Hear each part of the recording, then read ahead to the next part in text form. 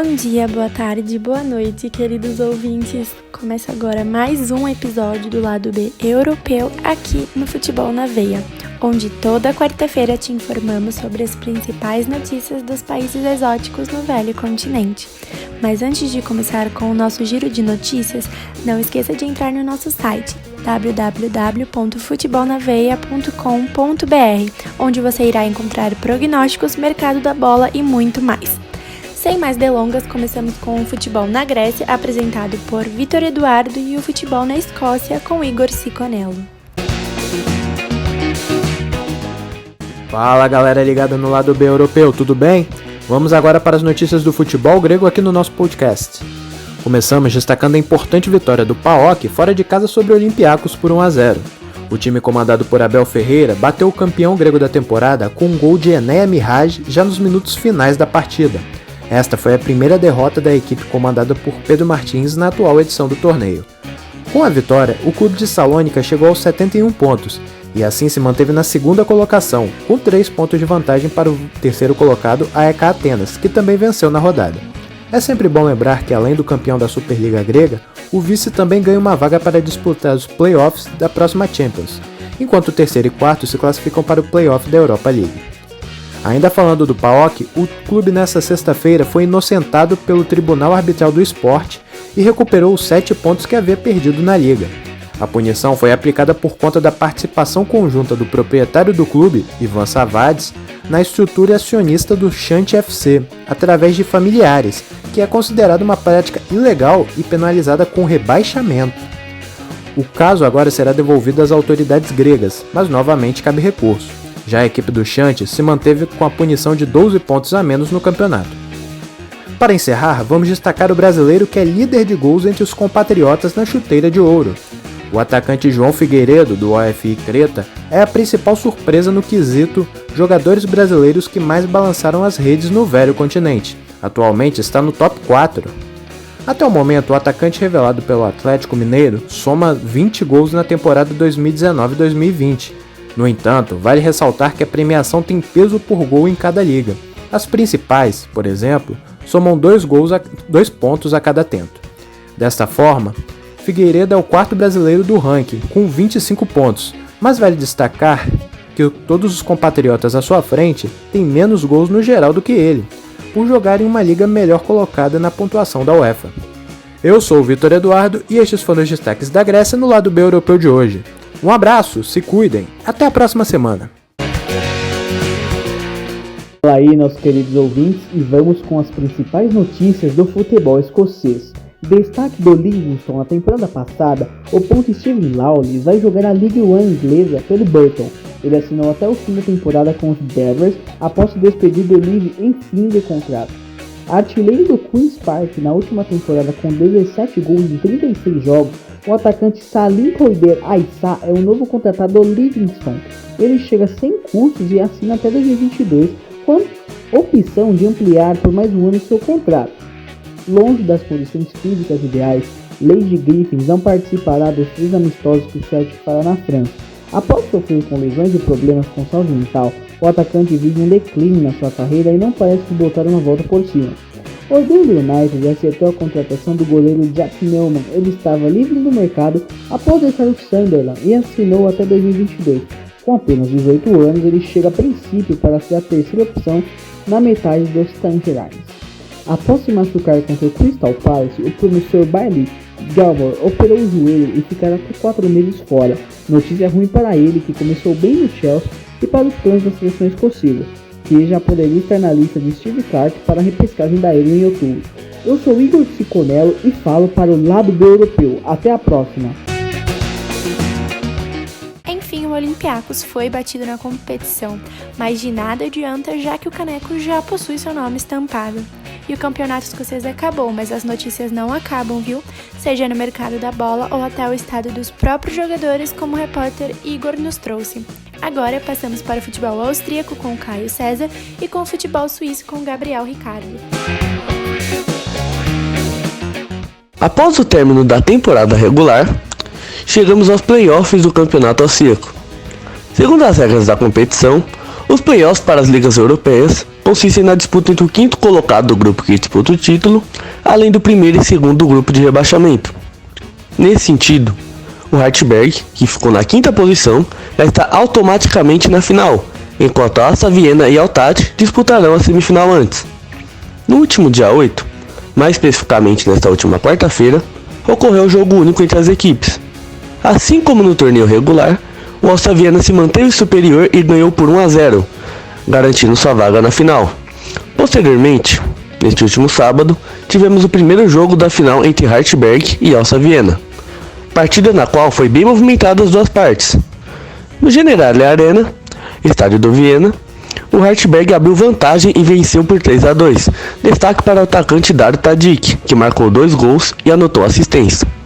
Para concluir, o jogo de volta irá ocorrer no próximo dia 15, sob o comando do Hartberg, fator primordial para a equipe que já venceu o primeiro confronto fora de casa. Eu sou Caio César do lado B europeu e essas são as notícias dessa semana. Até a próxima! Fala pessoal do podcast Lado B Europeu, tudo bom com vocês? Vamos para mais um boletim de notícias do futebol suíço.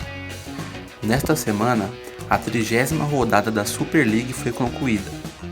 O grande destaque da rodada foi o clássico entre Young Boys e Basel. O jogo criou muitas expectativas nos torcedores e os jogadores não decepcionaram. A partida foi extremamente movimentada e terminou teia. Para não perder o costume, o brasileiro Arthur Cabral deu show novamente, marcando 2 gols e saindo como o melhor em campo.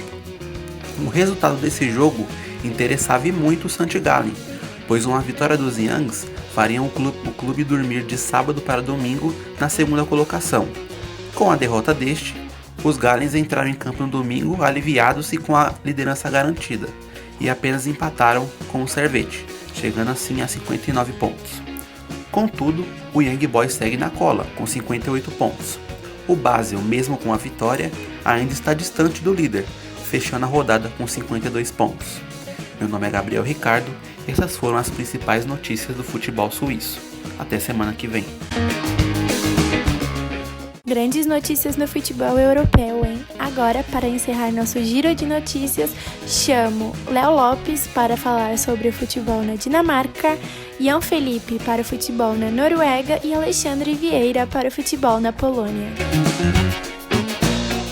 O campeonato dinamarquês se encaminha cada vez mais para o seu fim. Dessa maneira, a competição ganha um novo formato para definir o rumo dos clubes no final dessa temporada. Os clubes que brigam com uma vaga na Liga Europa irão disputar os playoffs.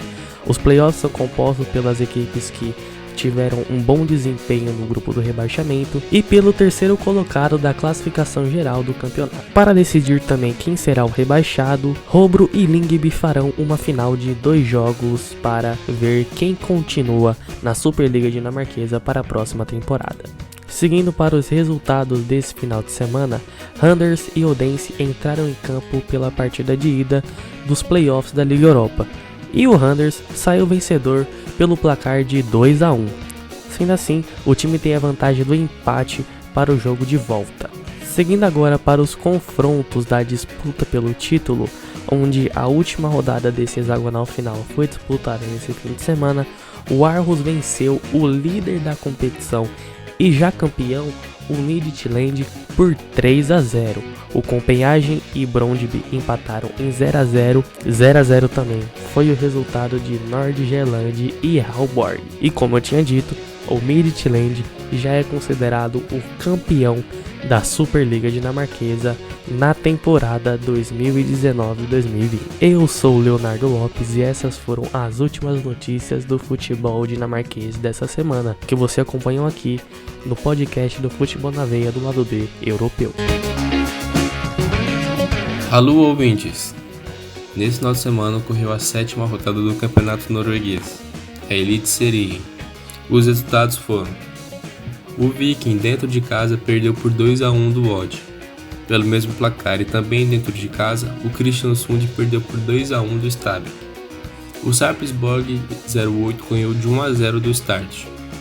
No encontro entre o primeiro colocado e o último, o Alensund dentro de casa foi goleado pelo Bodø/Glimt por 6-1.